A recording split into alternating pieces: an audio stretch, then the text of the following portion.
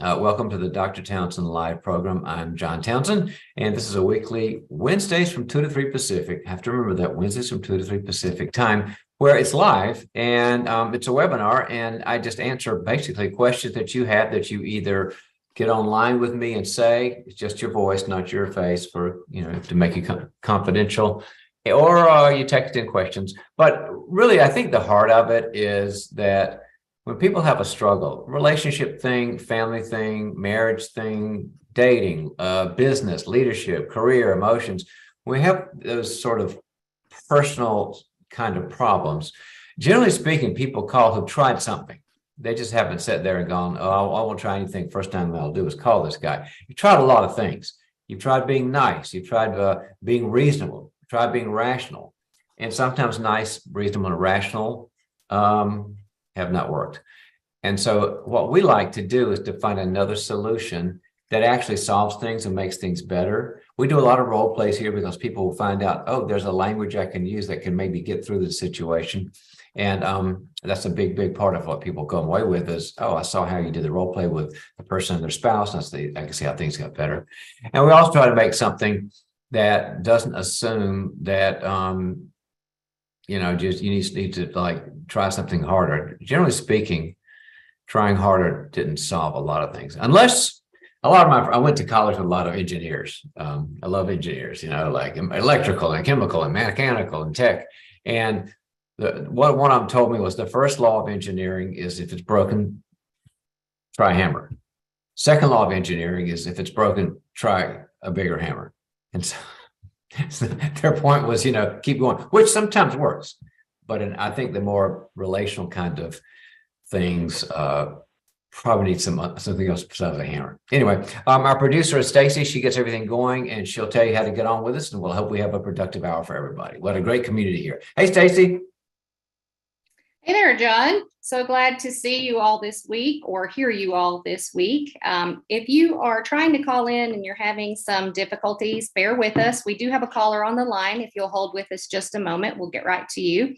But if you've been trying to call in, we've been having some technical difficulties with our Zoom number. So just be patient with us, and always remember that if you can't get in on the phone line, that you can also type your question for John into the comment field of whatever platform you're watching us on, be it Facebook, LinkedIn, Instagram, Twitter, any of his media platforms. If you're watching this show, you can type your question in the comments, and we will do our best to get to everyone and read those questions during the show. If you are just now joining us and you are able to get in on the number, I'm going to give you the number one more time to write down. Also, it is located on Dr. Townsend's media pages as well. But the number is 1-877-853-5257. Again, 1-877-853-5257. And you'll use a meeting ID code when you enter, and that ID code is 876-5437-2012. 876-5437-2012. So without further ado. Well, I've got an ado before we go to the further ado. What are we doing? You got me time for me to do an ado before we go to the further ado?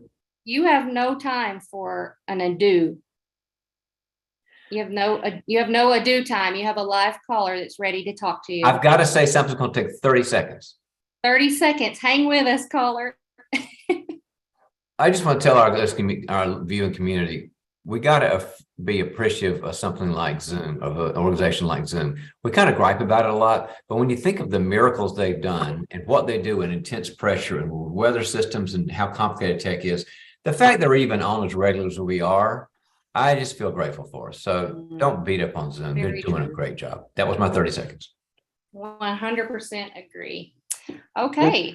So now, without our further ado, we have our first caller. Caller, you are live on the Dr. Townsend Live Show. Go ahead and tell us your first name and where you're calling us from. My name is Elisa. Caller. Oh, there you are. Yep. Hi, Elisa. Yeah, I'm calling from Washington State. Hi, Lisa. Welcome to the program. How can we help you today? Well, I'd like some input on maybe a better way I can deal with my my oldest daughter. She the last couple years, let's say 3 years ago, she had a little girl, and in the last, I don't know, well, the last 3 years, she has kind of let me in and out of her life. At times she's like, okay, you can be part of my life. And then at other times she's like, oh, nope, I'm done with you. And then I don't hear from her for months. Goodness. She is claiming, I just got a text from her not too long ago. She's claiming now that I have been emotionally and physically abusive to her. And yet regarding her health now, I was neglectful when she was a child. So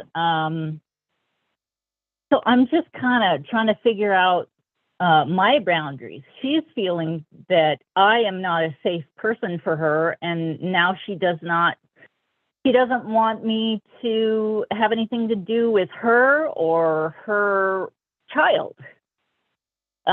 So it's very, very frustrating. I don't know if I should just sort of, I'm trying to keep the lines of communication open.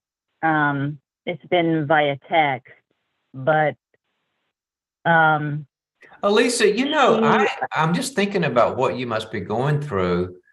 And honestly, the first emotional word in my head about what's going on in you, it wasn't frustrating. I'd be sad and devastated. Are you feeling any of those things or just frustration? Yeah, it is. It is because she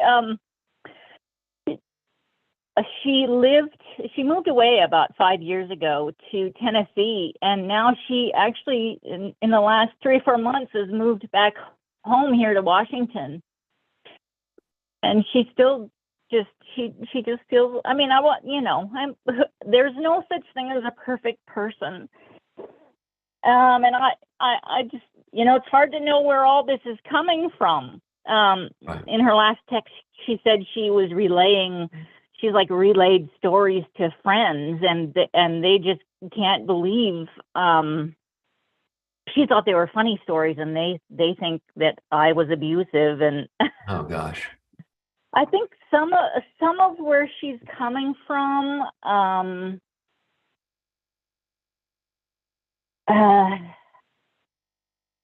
I don't even. I just lost my train of thought. I did spank her. I wouldn't say I overly spanked her, but she was spanked, when she was little. Also, I had, when I was a little older, in my 20s, I had like surgery on my ears. I had ears that stuck out. And so I had her go through that when she was younger.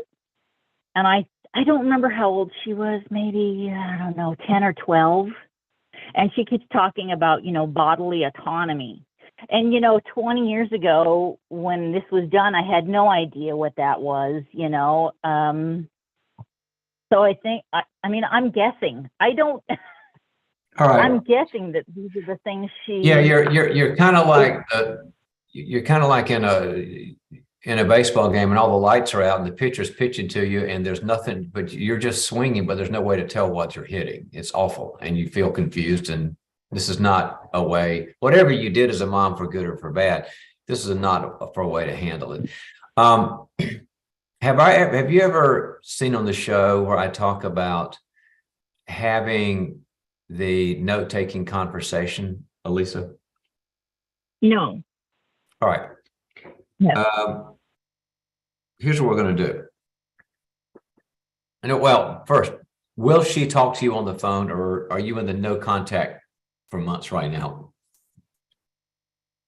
I don't even remember the last time I talked to her on the phone. Well, let's assume that you don't have. Let's assume this is that season. She sounds like sort of very moody in how she approaches you. Let's assume you don't have contact, and all you've got is maybe texting her, because I want you to get a message to your daughter. And it's the best way to get a message to your daughter today Is it text? Is it email? Is it a voicemail? You tell me. It probably would be text. All right, it's going to be a long one. And record this show. I mean, you can get it anywhere, but this is what I would do. And I found a significantly good success rate in this approach. And the text goes something like this. I don't want you to worry about writing everything down because there's a recording. Hi, honey. Hope you're well. I've been thinking about the struggle that you're having with me as a mom and how bad your experience was of how I was as a mom. And I feel awful about this, and that it's even to the point that you have to feel it necessary not to be with me at all. And I miss you, and I miss your daughter and my granddaughter, and I miss a lot. And I'd like to make a proposition to you. It's clear that you've been really having serious experiences of me being a very bad mom. And I don't want to be that person. And I want to hear you. I want to hear what I've done. So here's what I'd like to propose. I'd like to propose a face-to-face meeting or a Zoom or a phone call where it's your time. It's your time to have your day and you have your voice with everything that you can think of that I have done to hurt or harm or damage you. And I am going to be basically there with a notepad and a pencil, and I'm going to take notes on everything you say. And I'm not going to say, well, no, you overreacted there, or no, that's not right. what happened. Right. I might interrupt and say, what was that word again? Or how did that feel? But I'm just doing clarifying. I want you to have nothing but your voice of how you believe I've affected you. And I don't care how long it takes, because I love you so much. I want to hear it. And then when that conversation's over, and I'll probably say a couple of times, honey, is there anything else? And you might come up with something else. Is there anything else? Until you finally go, no, that's everything that I believe you've done that's damaged me. And what I'm going to do then is I'm going to ask you for another meeting in like a week. And during the time between the meeting we're having, where I'm taking notes, and a week later when we're having conversation, I am going to study my notes, and I promise you, I'm going to change everything that I can. That's true. Everything that's true that I've done wrong, and either apologize or change or be a new person or read books or whatever. But I don't want to be that mom. And when I get together with you, I'm going to give you a kind of a homework report. I want to report to you how I did on my homework, and I want to see how that affects how you feel about me as somebody that you need to stay away from. And I'm doing that for us, but I'm also doing it because I don't want to be that kind of person. So are you open to that? That's the conversation. Okay. Does that make any sense? Yeah, that does. That does. Well, what we found, the reason we've got a pretty, it's nothing's 100%, Elisa, she can cancel you forever, anybody can. What we found is that someone feels hurt by somebody significant, mom, dad,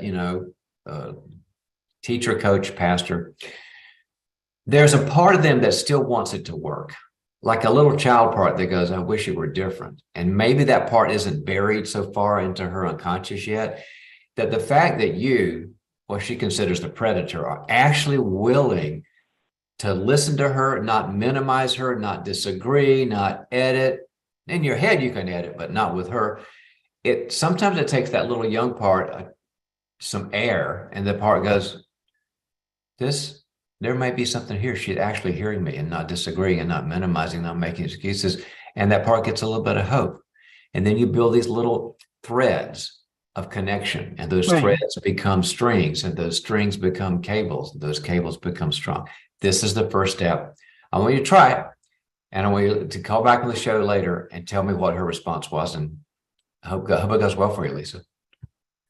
Okay. All right. I can do it. Take care. Thank you so much. You betcha. Bye-bye. Nothing more helpless, whether you're a parent or a spouse or somebody dating or a boss, nothing makes you feel more helpless than somebody says, I am leaving you, and I'm not going to tell you why. And let me tell you some psychology. I know we got another call, but this is important. Why do they do that sometimes? Sometimes it's because they're trying to make you feel that way. Since you've been whatever with me, controlling, or you've been unlistening, or whatever, I'm going to make you feel helpless, and I'm going to punish you. And it's a passive way to say nanny, nanny, boo boo, and it's awful. Everybody deserves an explanation of what they did and to know what they can change. So it hurts because it was intended to hurt, and just how people get sometimes. It's a dark thing in the human psyche. Anyway, hope Elisa has some help there. All righty. Stacy said somebody so people are up. We're not like totally unfunctional. We got people here. We're not. I'm thinking that the tech gremlins are giving us some grace today. So or Zoom is working really, really hard overtime to help serve their population, their customers. That is exactly right, because they know we're doing important stuff here. And you have Patrick on the line. Patrick, you are live with Dr. Townsend. Go ahead with and tell us where you're calling from. Patrick, are you with us? Oh, can you hear me? Okay, yep. Sorry. Yeah, I'm sorry. I was just I was kind of transitioning from the Twitter to the Zoom, and I had two audios going on. Sorry. So, real quick. So, Patrick, where are you in the world? I'm in Orange County, California. Well, welcome to the program. How can we help? Okay, thank you. So I'm going to just try to give you an idea of what my problem is in a short amount of time, but it probably requires a lot more than I have. But my son is went off to school, and he was he came back, and he was diagnosed with a bipolar issue, and so now he worked at a couple jobs, but he ended up getting fired. He went away to Boston, and he worked there he was able to work and get his own apartment and support himself for about 3 months or so. And then he got fired again. So he came home, and now he's 33 years old, but he's pretty much had it together. But this morning I was woken up by him screaming, and he's hitting himself. And and my wife we're just kind of out of our wits end with just dealing with someone who's really mentally ill. Mm-hmm. And I don't know if this is even I'm sure you can't do much in the short amount of time for me describing it, but maybe I can get some general advice on how to handle that. Absolutely. I'm really sorry. It sounds like you and your wife are very supportive, and you sort of feel overwhelmed by the depth and complexity of his needs. Fair enough. Yes, for sure. Thank you.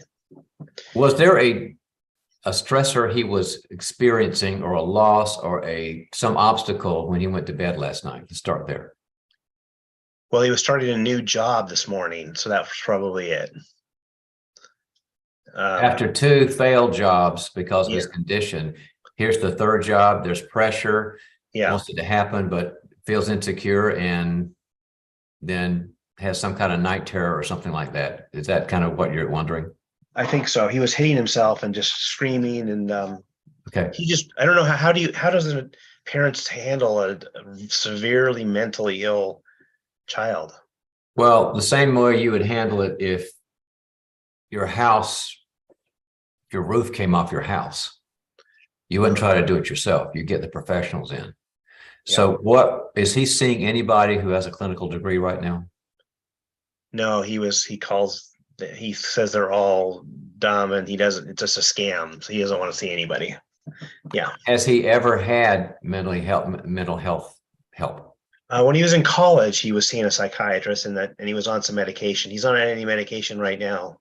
So when he went to college, he saw someone, and that's where the bipolar diagnosis came from. Was that psychiatrist? Yes. Okay. How many years ago was that? Or months? Probably about 10.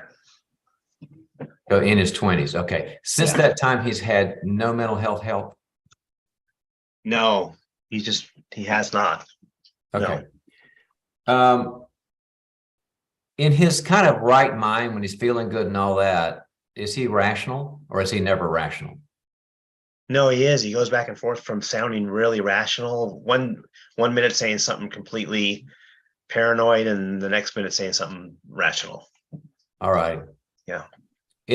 Are there times of day that he's more rational and can have a discourse as opposed to going paranoid? Have you noticed anything? Like, I'm trying to find a good time of day for you to talk to him. Yeah, I think in the morning is better. Seems like morning time. Yeah. Okay. All right. Dad, we're going to have a role play. You're going to be him and I'm going to be you. Okay. And I know that you've already set this up because you say he believes it's all a joke and doesn't want to do it because it doesn't help, right? So we're dealing with that. So I'm going to pitch him getting a counselor. You're in Orange County, California, which has a wonderful resource of psychologists, psychiatrists, social workers, therapists. So you are fortunately in a rich resource area. That won't be our problem. The problem is going to be what's in his head about mental health. Okay. Okay. All right. So I'll call him Bill. All right. Yeah. Morning, Bill. Morning. How are you feeling this morning? I'm okay. Feeling good. Good. Yeah. How are you feeling about how hard things were yesterday morning or last night when, things weren't so good when you were hitting yourself? Any thoughts about that? Well, what he'd say is, I don't like you people, and I'm trying to get out of here. And I already have I'm already getting a psychologist, and I'm going to get out of here. And wait a minute. I thought this was the rational him. Is that as rational as he gets? Does he go into paranoia that quickly? yes, he does. So okay. So there are no good times you can have a really effective discourse with him. not so much. No, I don't. No. Different picture. All right. Okay. Let me think about this. All right. Thank you. Yeah, all I said was, how are you doing? And he went into, I don't like you people. I thought, if that's rational, you're not having some good days with the young man. that's true. Yeah, Okay. I'm going to take a different tack now. I'm not going to assume rationality now. All right. okay. Thank you. You got a second, Bill? Sure. I need to talk to you about something serious, and I want you to stay in the room. Can you do that? Yes. All right. For you to stay with me and Mom in the house, you've got to get mental health. You've got to see a psychologist and maybe a psychiatrist. I'm already doing that, and I'm already doing that. And you don't need to worry about me. I just want to get out of here. I had no idea. So I thought you didn't believe in this stuff. So you're actually seeing a psychologist, huh? Yes. Okay. But All I'm right. gonna get that. Time out, Patrick. Is he lying or is he seeing somebody?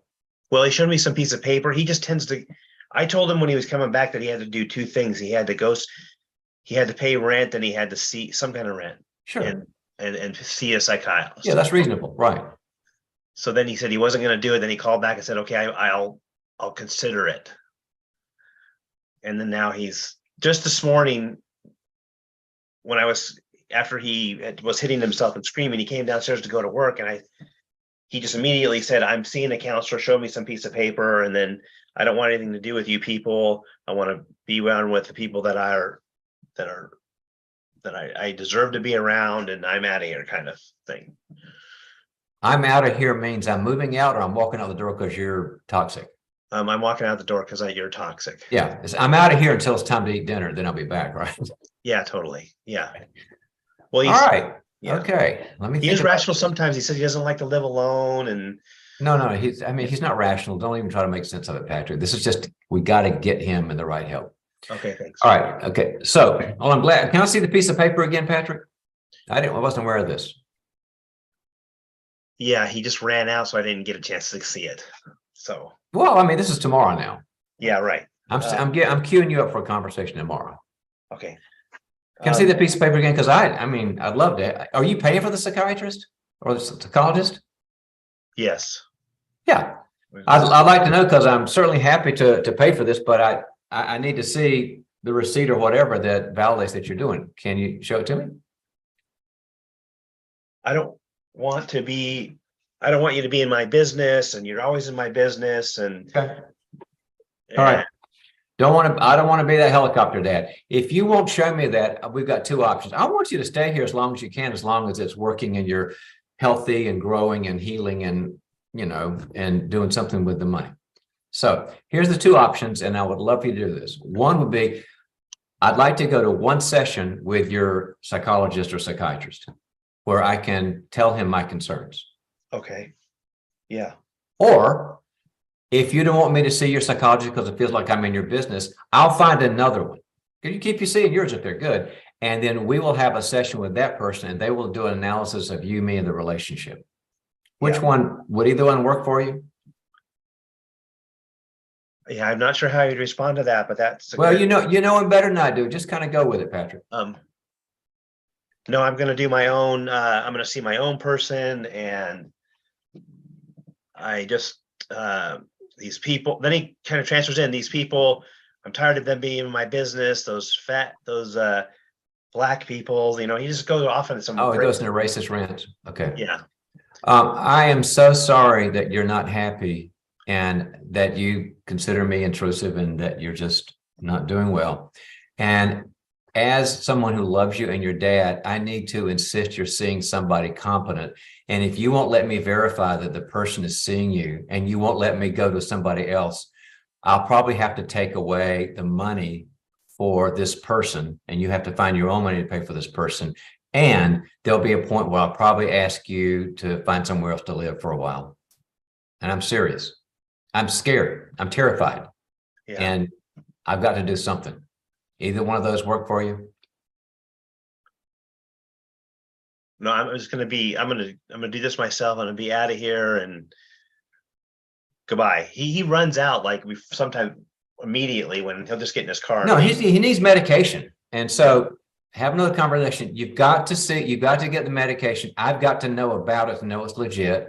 And I'm going to tell you, I'm going to lay it out one more time. Either I go to see your person with you, or we'll go see another person to keep your privacy with that person. But I'm terrified that you're going to do something irrational and hurt yourself. Are you willing to do either one of those? And he runs out again. Okay. Third time you say, before you run out, if you do the run out again, Bill, your mom and I are going to ask you to leave, and we're going to pack up your clothes and they'll be on the front porch. We want you back anytime you get legitimate help. But we cannot be a part to watching you hurt yourself. And if he runs out, you pack him. And I've had to do this with several patients. So I'm not trying to tell you this is kind of extreme, but this is where you are, because he could hurt himself and he's, not availing himself of it. And then you pack him up and you say, come back anytime you get help and we can know about it. And you leave the door open. And I am sorry to tell you this, but that's generally the only thing that works, Patrick. Yeah, I heard that. Or if they get arrested, that's how it happens. Yeah. And we don't want that. Okay. All right, man. Thank you so much for your help. Hey, community, pray for Patrick. He's got some hard stuff to do. And sometimes this is the only answer. Thanks for calling, Patrick. Thank you again. Bye. Yeah. We go from helplessness when somebody writes us off and won't tell us why. Then we go from helplessness when somebody refuses help and they're hurting themselves and they make us the bad guy. And it's so hard. Let me talk about something more positive. If you feel like with all the things going on in the world, the tough stuff as well as the opportunity stuff, this may be your time for a new career. And this is what the Townsend Institute for Leadership and Counseling at Concordia University, Irvine, California is about. We're totally accredited. We've got all the bells and whistles. We have hundreds and hundreds of students, and now they're going out and getting great jobs because they decided, with either as bad as the world is or as how many opportunities there are, they want to just say, it's time for a new me. I don't like the ceiling I'm at. I'm not really passionate about my job. I've got potential I'm not expressing. And you can get a master's or certificate in either counseling or in coaching or in leadership. Counseling, coaching, or leadership. In fact, you can now get a doctorate in counseling for those of you that are a therapist. And people are getting wonderful opportunities. So tough times like we're in often kind of put a wedge in our head and go, it's got to be a different way. And if this is that point, we want you to talk to us. We're having our next group of students come in a few weeks, and people like Patrick Lencioni, the founder of Organizational Health, he's going to be Dr.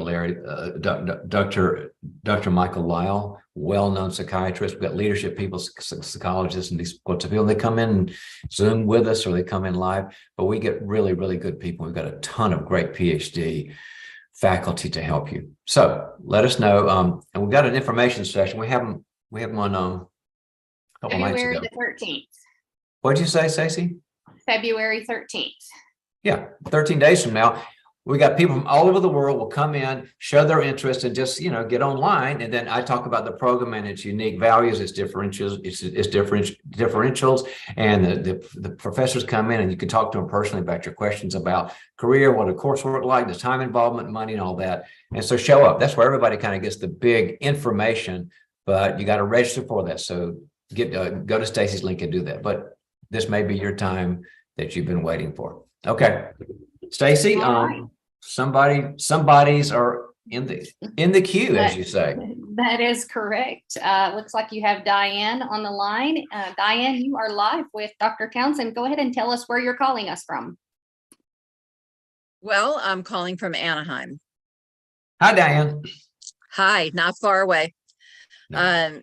So I have a kind of a ticklish situation.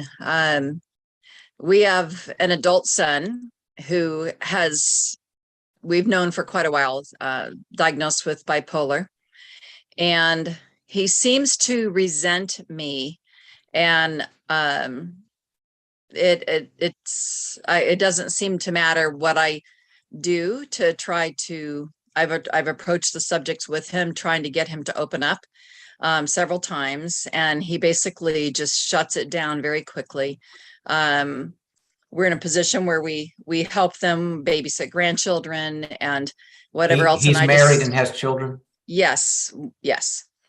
And we do whatever we can, meaning my husband and I, to help out, babysit, house sit, dog sit, not to the point where, and we are not abused. It's just, there's a simmering, we're not emotionally or verbally abused by any stretch. You're highly resented. Highly resented. Yep. Yeah. And he doesn't seem at all interested in our lives or what we do. He seems to just be pretty self-focused. Now, is that like forever or only until recently? Or some people have been like that a long time, and some people it's some kind of a change in something. Well, he wasn't that way, I would say, up until, like mid-20s. He's in his mid-30s now. Okay. It certainly wasn't what was modeled for him. He did spend a year estranged from us when he was married to his previous wife, who I am pretty convinced was borderline. Borderline personality disorder. Yes, I know borderline quite well. I don't need to go into how, but I do. It's not from my own experience of having it. But anyway, she worked really hard to alienate us. So the cracks started in his mid-20s when this crazy relationship was going on. Okay. Yes. And when did he get diagnosed with bipolar? In his early 20s, when he was in college. He really kind of started crashing and burning in college. Right. So he divorced that first wife, and then the second wife is who he has children with. Thank God the first one, they did not have kids, but because that would have been a nightmare. But so he needed us badly in between the two. He was in a pretty bad spot when his first wife and he split up. So he needed us, and all of a sudden, we're back in his life and able to help him, which I believe really honestly is the reason why he's still alive. It was that bad. So now he's doing really well. He manages the bipolar extremely well. A lot of great care, medication, but only as much as he needs. Sleep hygiene, diet, exercise, all of those things are in place. And the only thing that's really still residual is this resentment. And I don't even know if it's residual of the bipolar. It's just there's this resentment. Yeah, that was my thought too, actually, Diane, was if he's doing the regimen, because bipolar's, it's a lot of work and they hate to do it. But if he's doing the regimen as diligently as you say, the resentment may not be from the bipolar, from something else more psychological. Yeah, it very well could be. I only told you about the bipolar part because it seems to have really changed his personality, and I'm not the only one that noticed it. Okay. Diane, I'm sorry. I mean, you're a mom and you've gone above and beyond the call, because not only did you nurture him as a kid, but you nurtured him when he was in trouble as a young man, and gave and gave and gave, which is what parents are supposed to do. But you went and did a lot more than that. It must be hard for you emotionally. How are you feeling about this? It's a struggle because I cannot begin to tell you the extent of assistance and caring and nurturing that we gave both of our children, but especially him, because we started to notice some changes late high school, but definitely in college. And I mean, I just can't even begin to tell you the amount of support that we offered him. Sure. And not that buys, we don't expect anything in return except respect and appreciation. And that's, he also, oh, by the way, I need to mention this. He has a very skewed view of his childhood. And he'll recount stories with us as the bad guy, my husband and I both, but especially me. And if my daughter, our adult daughter's there, she's like, later she said, that's not at all how that happened. I don't know what he's thinking of. No one recognizes these scenarios that he comes up with. Diane, were you watching or listening to the show when Elisa was on? No, I got on a little bit late. Have you ever? I can go back. Oh yeah, I mean they're recorded everywhere. There was a similar situation where an adult child wrote somebody off and won't tell them why, and she was devastated and feels helpless and what can I do and all this. Have you ever heard me do the approach? I do it sometimes on the program about the listening with the legal pad approach. Have you heard me do that? Yes, a little bit. Yeah, you can remind me though if you want. Well, yeah. Let me give you the sum and substance of it. You ask him for a meeting, just you, no wife, no husband, nothing, just you and him, because the resentment's more targeted at you, correct? Yeah. I mean, somewhat at your son, about your husband, but it seems to be more dominant. And you say, I want to talk about the problem where you feel like I'm not the person I need to be, and he starts saying bad things or whatever. You say, I get it. I want to do everything I can to be a better person and a better mom and own whatever I did. And I would like to do this, is meet with you next week, where I want you to have your day in court with me. And I want you to tell me everything I've ever done that has hurt you, alienated you, damaged you. And I'm going to bring a legal pad and a pen. And all I'm going to do is take notes. I'm not going to edit you. I'm not going to say, well, that didn't make sense, or that didn't happen, or minimize you, or disagree with you. I'm just going to take notes. I might ask a clarifying question too, because I don't want to do whatever you think I'm doing, and I don't want to be that person. And then I'm going to ask for another meeting with you a week later, because in that week, in between meeting one and meeting two, I'm going to look at these notes. I don't care how long it takes for you to tell me. When you feel like you're satisfied that I've gotten it all down, everything I've done, I'm going to change everything in there that I believe is real and true. It might mean apologizing. It might mean reading a book. It might mean changing my personality, my behaviors, but I don't want to be that person. And then I want to see if that will help at all to know that you've been heard at a thorough level by me, solely for the purposes of you having a voice. Diane, what we found is that there's no guarantees of anything, right? But we have significant success in this because there's a little part to somebody, especially your child, and that little child underneath all the you're bad and you ruined my life. There's this sliver of hope, as I wish I had my mom. Everybody's got that. And for you to say that, I will listen to it all, and I'm not going to trigger, I'm not going to react, I'm just going to write it down, I'm going to change things. It provides a voice to that part of the child's heart that goes, maybe there's hope, I'll get a loving mom again. And they tend to warm up. They tend to get more rational. They tend to be a little more accessible, and you build a little strand, and then a string, and then a rope, and then a cable of attachment. It starts there. So watch the show, because I did it again for somebody who took more time to do it. That's the first thing I would tell you, Diane, and I wish you luck. Okay. All right. hang in Thank there. you. I Okay. appreciate it. You bet. Gosh, so many problems today with adult children. And, sometimes we have adult children calling with problems with their parents. So it kind of goes both ways, but I just feel bad for the hurt right now, people that feel canceled and not heard and not even getting a chance to intervene. I hope it goes better for you guys with the tools that we're trying to provide you.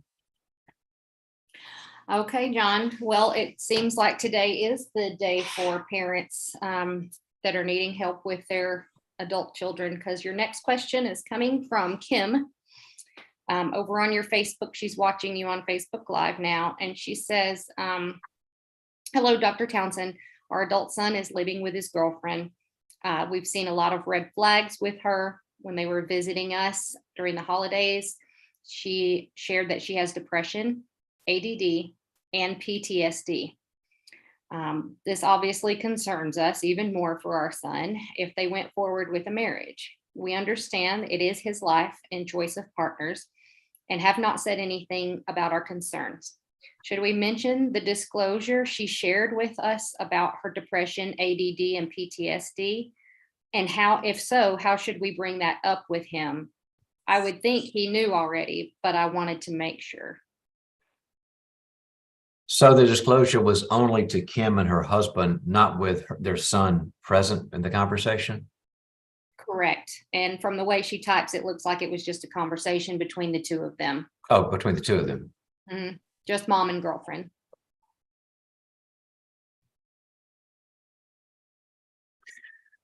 Kind of a sticky wicket. You got the privacy thing, the you betrayed me thing. We've got the jeopardy. He may know, he may not know. Let me just go through the decision tree factors here.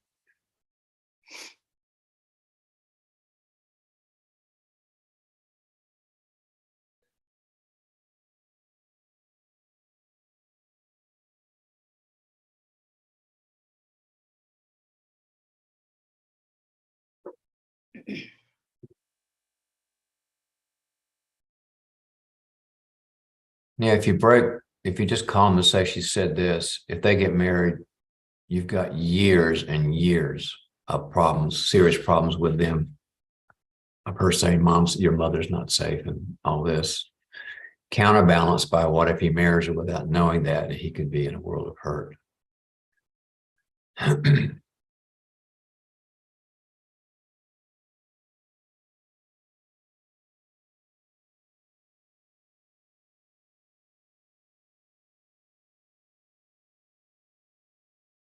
Here's one that might do it.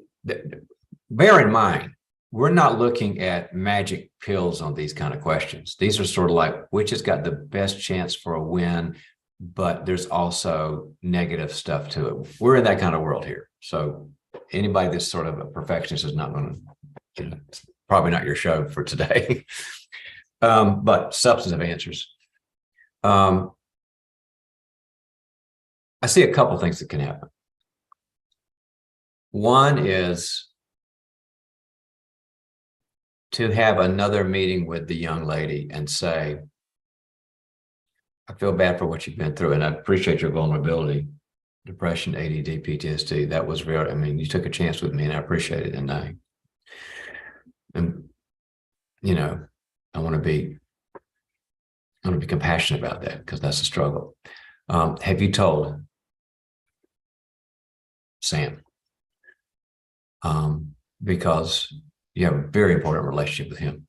And if Sam had those things, I would want him to tell you, because you guys are living together. You're very committed to each other. Have you told him? My hunch is she'll probably say, yeah. I mean, it's kind of hard to live with somebody with these things and not see signs. And if she's that forthcoming with you, but I think you need the assurance that she can go, yeah, we talked about it. And then you can go to sleep at night. If she says, no, I'm really upset and I want to hurt his feelings and all that, then I think what I would say would be, what if we all have dinner and we talk about it together? Sometimes she'll go, well, you're safe and maybe I'll tell him. So I'm giving you sort of these different options to think about as you work through it, Kim. That was the first one, was asking maybe you get a good answer, or you asking get a bad answer. So can we all meet? We care about you. We care about him. And the third would be,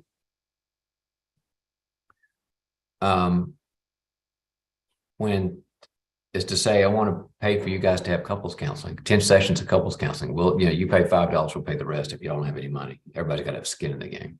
X, whatever the X is. I said 5.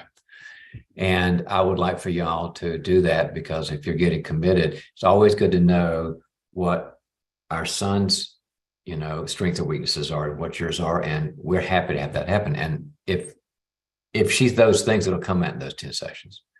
So I'm giving you kind of a messy thing, but I'm giving you 3 things, and I want you to watch the recording again, because somewhere in there is going to be the right solution. And good luck, Kim. It's kind of one of those calls where you have to, there's an ethical thing of holding privacy, but then there's also the danger over here. And there's just different ways to do this without ruining everything. Yeah, absolutely. Okay, John, your next caller is live. Caller, you are live on the Dr. Townsend live show. Go ahead and tell us your first name and where you're calling from. Hi, my name is Angel. I'm calling from Florida. Did you say angel, like angels we have heard on high? ANGEL. Hi, Angel. Thank you for calling. What's your question today? Well, I would just like to let you know I'm very thankful for all of the material you've put out, and you've definitely helped me on my journey. So Thank you. thank you so much for all that. I came across the Boundaries book, and it helped me out a lot. I'm calling because for 2 kind of separate issues. The one is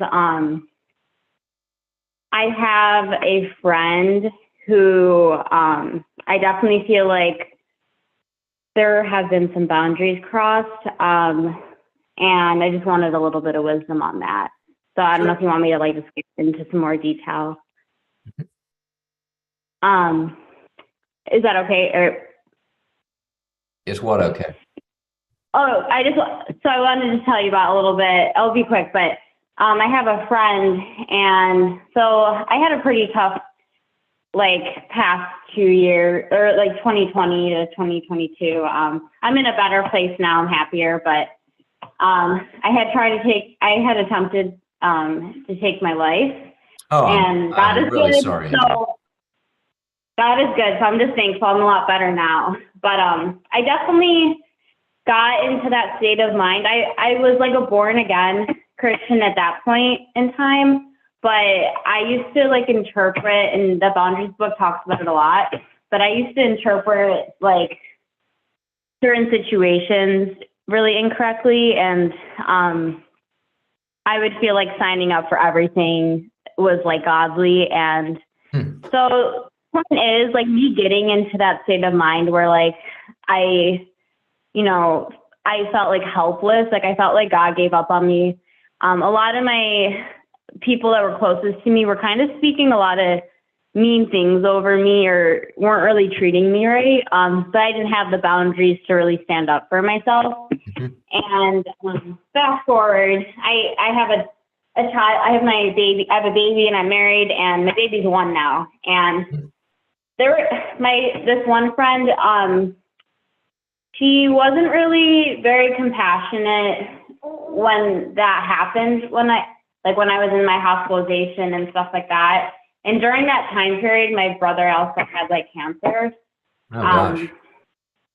But God is good. He has a higher plan. But this friend, we've known each other since we're 3 years old. Our families are very close. And so I've kind of just been walking on eggshells. My brother passed away in 2021, I want to say, or 22. I don't know why I'm passing up. 21. He passed away in 2021. And I kind of, just for the sake of my brother, just you know what I mean? It wasn't about me. It was about my brother. So I didn't say anything because I wasn't trying to have our families, I wanted it to be at peace for my brother. Okay. But Now we're going to have to get to a question, Angel. You gave me some really good I'm so background. sorry. No. Your background information was very helpful. But now say the question. Start the statement with "How do I?" and then fill in the blanks. Okay, I'm so sorry. So how do I pretty much I just don't really feel like this friend is like, I feel like she kind of hasn't really been a friend to me, and I love her. And since I've had my baby, it's like a little bit like a fair weather friend, or like whenever it's politically correct to be around. But it's like for my deep moments when it was like me suffering and hurting, she wasn't there for me. Like she was there for my brother because it was like our families were Yeah, there. she's kind of inconsistent as a friend. Yeah. Okay, so now start your next sentence, Angel, with "How do I?" and I'll help you. Okay. I mean, start How your do I- sentence with "How do I?" but then don't tell me a story. Say "How do I?" and tell me what you want me to tell you, and I'll help you. Oh, okay, sorry. So how do I have a conversation with her about how I'm feeling, or like what boundaries are crossed, and how do I move forward in this friendship? Great question, and one that's important to lots of us. Have you had that conversation yet? Some people say I tried it, but it went south. Some people say I've always been scared to. Some people say I was kind of indirect, so I kind of pussyfooted around it. Where are you on that conversation? I would say I haven't been like direct, just because of my brother passing. You know, she was connected to my brother too. Okay.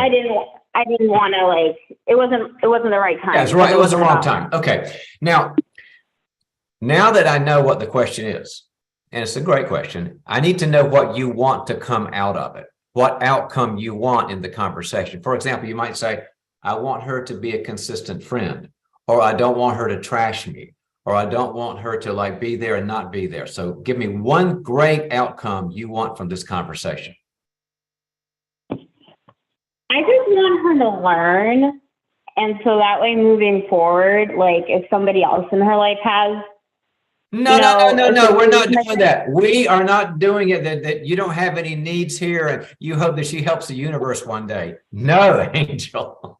It's got to be something where you want a better relationship with this gal. It's about you. It's a little challenging, but part of me kind of like has been a little bit at peace. It's like I don't know if I want to necessarily carry through with the friendship. I feel like everybody so has you're not even sure you want the relationship. Like I will always love her. She'll always be family to me. But I just feel like this isn't the first time. I just feel like because it was such a big injury, like me trying to let me push you a little bit, Angel. If she really changed, we call it repentance in the Bible, right? If she really changed and she was sorry and she became a better friend to you, in other words, let's call your friend Pamela. If Pamela became a new Pamela, would you want her in your life? That's the thing. I think I need to show the love of God, but it's definitely challenging. I'm like a lot more guarded since I had that episode. That's not my question. That's not my question. My question is, if she really was a different Pamela, consistent, cared about Angel, didn't prefer other people, really therefore, would you want her in your life at some level if she was a different, changed, transformed Pamela? Yeah, you would. Yeah, you would. I kind of thought you would because you care about her. All right. So here, the conversation goes like this, and this is going to be a role play. So I need for you to be Pamela. You know her personality. You're kind of scared of her. You have to work on eggshells. So she must do stuff that's kind of, I don't know, angry or triggery or whatever. Just do that. And I am going to be the healthy Angel. And I'm going to have a conversation with you, Pamela, to tell you what I need from you. You ready? Mm-hmm. Okay. So we're at coffee or something, park bench. So thanks for meeting, Pamela. Oh yeah, I missed you. I miss you too, and I care about you, and I'm so glad that we're meeting.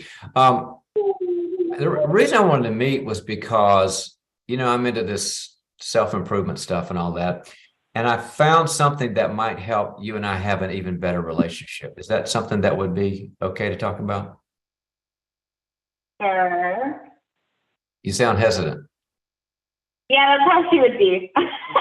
No, no, no. Don't talk about her. Stay in character. We'll get to that in a I'm second. yeah, sure. What is this about? Well, I don't much feel like you're getting beat up or anything. It's not about that at all. It's that as friends that have been together a long time, you went through my brother's death. My cancer, everything, and my own struggles. I want to have a stronger relationship with you. And if I ever do anything that bothers you, anything that alienates you, Pamela, would you feel free to tell me if I ever bug you or irritate you? I hope you would. See, sorry, I'm not trying to interrupt, but I've done that with her before. Well, Like, just or do it I again. We ordered got to her- get through this. We got about 1 minute. I want to do this right with you. Do it again. So, Pam, I want you to feel free. If I do anything crazy or mean or selfish, would you tell me? Yes. Thank you. Thank you. And if there's something you want to talk about that's going on right now, we can meet next week when I see you. But I have something I want to improve things now, is that it feels like a lot of times you're here with me and then I don't see you, and then you're here with me and I don't see you. And I know you're a busy person, but sometimes it has felt like I don't know if you're really on my team or not, because you're kind of inaccessible sometimes. Are you aware of that? Well, I work a lot, and you always call me at very inconvenient times, and I'm working, and I'd like to keep busy. I get that. That's kind of one of the things I like about you. You kind of take life by the throat. You're active. I appreciate that. So, and I don't want to call you at bad times. You're as important to me, or you are so important to me that I would love to just maybe meet you or text you or phone call you at some, calendared scheduled time. So it's not so crazy making for you, but to have more contact with you where we just hang out and catch up, and it could be scheduled at your convenience. Okay, that could work. Thank you. I think it could be a start of a beautiful thing. All right, we'll sit down and see, how frequently you want to have a call or a Zoom or a coffee or a dinner, and I'll do my schedule. And if you're up to committing to something regular between us that doesn't, disrupt your schedule, I would love that, because I think I'd feel like, okay, I've got Pamela back and we're buddies again. So that's okay with you? That's okay. All right. So before the show ends, what is one thing you took away, one little skill? People like nuggets on the program, Angel, and you just threw out a bunch of good nuggets. What's one I'm so nugget? sorry. What? This isn't about being sorry. This is about, you did some good stuff. What's one nugget you can take away as a little action step from this? That things take time, so it's not always going to happen on our clock. And if we're truly pursuing, a relationship, or we want a situation, whatever it is, to get better, we have to be patient and know that it's a process. It's not going to just happen in one conversation. I so love that. That was a home run. When we're in extreme situations, suicidality, brother cancer, we have to have our 3 a.m. phone call friends because we're crazy. But now life's more stable. You've got a baby, you're married. And so we don't have through 3 a.m. calls as much. And you're saying that's what grownups do, is that we have to be patient, schedule things. You totally understand. Go have the conversation. Well done. Well, thank you for your help. And it's okay if you have to go to the next caller. No, I got it. The show's over. It's over. We're done. Oh, But oh my goodness. Okay. Because I thanks for had calling. one more question. All right. Bye-bye. Stacy, Wow. Oh my goodness. didn't she do great though? I mean, She did. She did that. And she kind of excellent channeled the work. angel thing, and all it took was I loved it when Angel came to the point of, I have been kind of, maybe she's inconsistent because I call it weird times, because maybe I'm back into the old 911 days, and that's hard for her now. And now I'm a healthy, happy mom and wife, and I can be more scheduled. I got to have patience. I thought she totally understood it. I was very impressed with that. Absolutely. What a great show. And everybody did great work today. Super Everybody did proud great work today. It was a very good Everybody. And working team. Zoom came through for us. Way to go, Zoom. See you All right. all. Thanks, everybody. Thanks, community. We just love doing this, and we'll see you next week.